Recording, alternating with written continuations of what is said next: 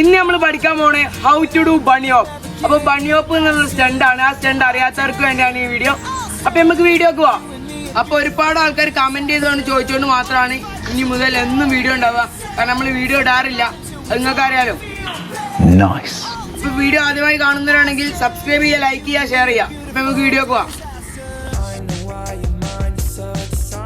അപ്പൊ പൊതുവെ പറയുന്ന പോലെ തന്നെ സ്റ്റണ്ടും മസ്റ്റായിട്ട് സേഫ്റ്റിയൊക്കെ ഉറപ്പുവരുത്തുക. ഹെൽമെറ്റ് ധരിക്കുക, കയ്യിനും മുട്ടിനും പാഡിൻ്റെ അത് ധരിക്കുക. അപ്പൊ അതൊക്കെയാണ് ഫസ്റ്റ് സ്റ്റെപ്പ്.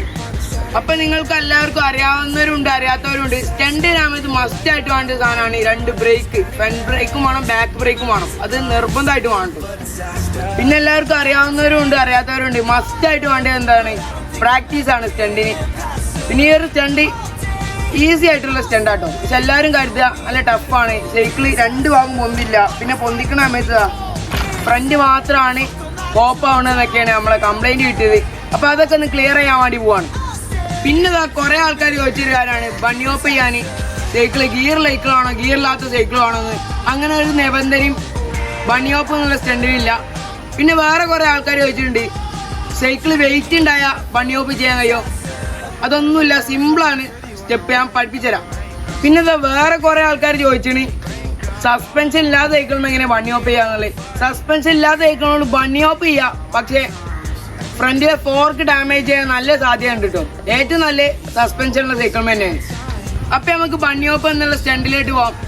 നിർബന്ധമായിട്ടും ഞാൻ പറഞ്ഞ പോലെ തന്നെ ഹെൽമെറ്റ് സേഫ്റ്റി ഒക്കെ ഉറപ്പ് വരുത്തുക. രണ്ടാമത് എന്താ വെച്ചാൽ ബ്രേക്ക് മസ്റ്റായിട്ട് ഫ്രണ്ടും ബാക്കും ആണ്.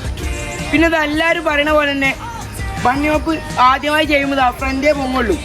ബാക്ക് പൊങ്ങണമെങ്കിൽ ഇതാ ലെഗിന്റെ പവറാട്ടെ വണ്ടി അവിടെ. വീഡിയോ നിങ്ങൾ കണ്ടുകഴിഞ്ഞിട്ട് സൈക്കിൾ പോയി ട്രൈ ചെയ്ത് നോക്കുക. ഫ്രണ്ട് ബ്രേക്ക് പിടിക്കുക, ഒരു പറ്റുന്ന ഇങ്ങനെ ലെഗിന്റെ ബാലൻസ് കൊണ്ട് നിങ്ങൾ സൈക്കിളിന്റെ ബാക്ക് പൊക്കാൻ കഴിയുമെന്ന് ടെസ്റ്റ് ചെയ്ത് നോക്കി. രണ്ടാമത്തെ സ്റ്റെപ്പ് എന്താ വെച്ചാൽ ഇതാ നമ്മളിങ്ങനെ മൂവ് ആയോണ്ടിരിക്കുമ്പോൾ സൈക്കിൾ ഒന്ന് ഇങ്ങനെ പൊന്തിക്കുക. അപ്പൊ തന്നെ നമ്മൾ നേരത്തെ പറഞ്ഞതാ ലെഗ് ബാലൻസിങ് ഇട്ട് പൊന്തിക്കുക. ഇത് നിങ്ങൾ കുറെ വട്ടം പ്രാക്ടീസ് ചെയ്യുക. ചെറിയ സ്പീഡ്, അതായത് സ്പീഡ് എന്ന് പറയണ്ട, സ്ലോ റേസ് കളിക്കൂലേ അതേമായി നിന്നിട്ട് ബണ്ണി ഹോപ്പ് ചെയ്യാൻ കാണിച്ചു തരാം. ഫസ്റ്റ് നിങ്ങൾ ചെയ്യേണ്ടതെന്ന് വെച്ചാൽ ഇങ്ങനെ പൊന്തിക്കാൻ കൈയുണ്ടോ നോക്കുക. അതിനുശേഷം ലെഗ് ബാലൻസ് കൊടുക്കുക. ഞാൻ കാണിച്ചു തരാം. ചെറിയ സ്പീഡ് കിട്ടും. ആദ്യം തന്നെ വലിയ സ്പീഡ് പോയി ബണ്ണി ഹോപ്പ് ചെയ്യരുത്. ഇതാ നല്ല ചാൻസ് ഉറപ്പായിട്ട് പോകും.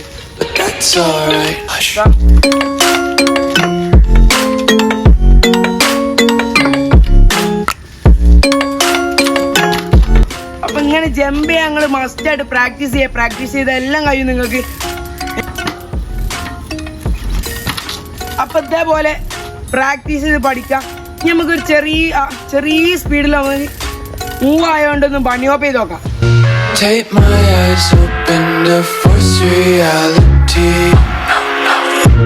Why can't you just ഇനി നമുക്ക് അത്യാവശ്യം സ്പീഡ് വന്നിട്ടൊന്ന് ബണ്ണി ഹോപ്പ് ചെയ്ത് നോക്കാം. ഈ കോണിന്റെ മുകൾക്ക് നമുക്ക് ബണ്ണി ഹോപ്പ് ചെയ്ത് നോക്കാം.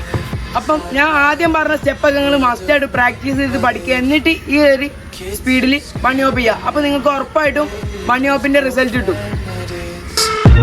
Some days I feel skinnier than all the other days. Sometimes I can't tell if my body നിങ്ങൾക്ക് I love everything. Fire spreading all around my room. My world's so bright, it's hard to breathe, but that's alright. Hush.